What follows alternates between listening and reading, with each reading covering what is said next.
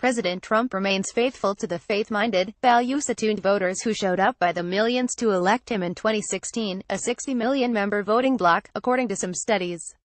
They are loyal. Multiple surveys from the Pew Research Center and other pollsters reveal that up to 81% of values voters staunchly stand by the president and continue to pray for him.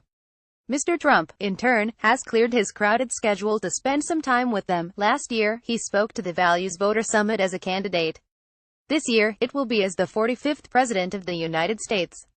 We have confirmation from the White House that President Trump will speak to the Values Voters Summit this Friday morning, says Tony Perkins, president of the Family Research Council, which organizes this significant annual event with the American Family Association and 6 other groups. Values voters have waited 8 years for a leader who puts America's mission first and respects the values that made America into a great nation.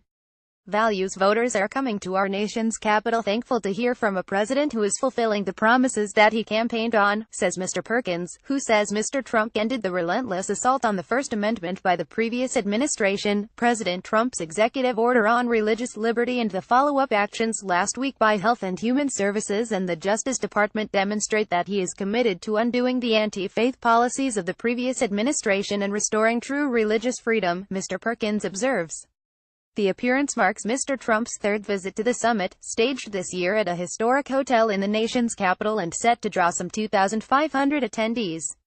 The 3-day event features 60 speakers, including Republican reps Vicky Hartzler, Mark Meadows, Chris Smith and Mark Walker, White House advisor Kellyanne Conway, radio hosts Bill Bennett and Laura Ingraham, former Rep. Michelle Bachmann and Gary Bauer. Find the event here. Kellyanne to Hillary call. The aforementioned Kellyanne Conway has carefully considered the fleeting, minimal interest Hillary Clinton appeared to take in the sexual harassment allegations against Hollywood producer Harvey Weinstein, a topic that has mesmerized the media and inspired numerous female stars to break their silence and speak out.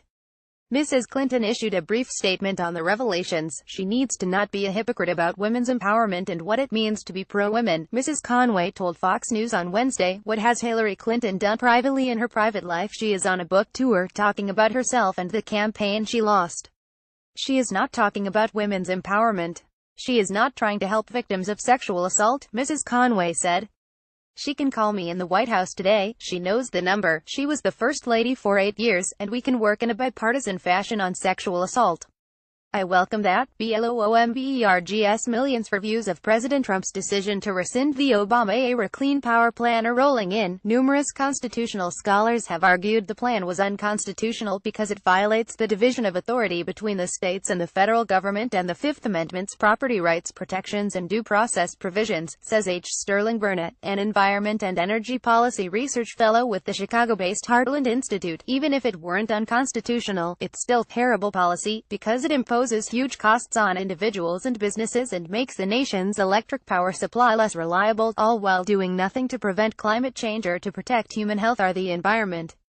Good riddance to a bad regulation, says Mr. Burnett. Philanthropist and former presidential hopeful Mike Bloomberg, meanwhile, is concerned about the turn of events, so much so that on Wednesday, he donated $64 million to support the Sierra Club's ongoing Beyond Coal advocacy program, which has helped secure the retirement of 259 dirty power plants thanks to a previous multi-million-dollar donation by the former New York City mayor. The Trump administration has yet to realize that the war on coal was never led by Washington, and Washington cannot end it, declares Mr. Bloomberg. Then there's North Korea. Despite a huge range of distractions in recent days, some have not forgotten North Korea, which was the centerpiece of much media coverage not so long ago. The continued threat will be addressed Thursday by the House Homeland Security Committee at an event appropriately titled Empty Threat or Serious Danger, assessing North Korea's risk to the homeland, overseen by Rep. Scott Perry, Pennsylvania Republican and chairman of the Oversight and Management Efficiency Subcommittee.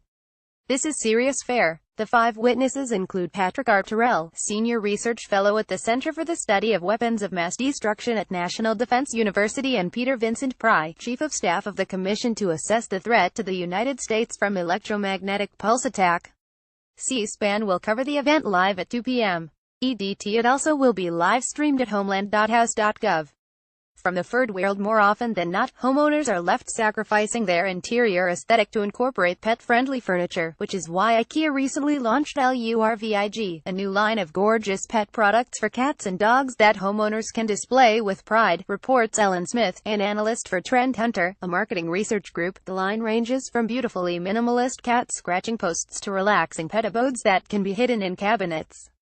The collection demonstrates a thorough understanding of pet ownership, retailing stylish feeding bowls, traveling cases, and even wall hooks designed to hold multiple leashes and accessories one might have laying around. Poll du jour: 74% of Americans report they fear corruption of government officials, 50% fear not having enough money for the future, 48% fear the U.S. will be involved in a world war, 47% fear North Korea's threat to use nuclear weapons, 43% fear a terrorist attack, 28% a mass shooting. Source: a Chapman University poll of 1,207 U.S. adults conducted throughout May and released Wednesday. Murmurs and asides to Jarper at WashingtonTimes.com.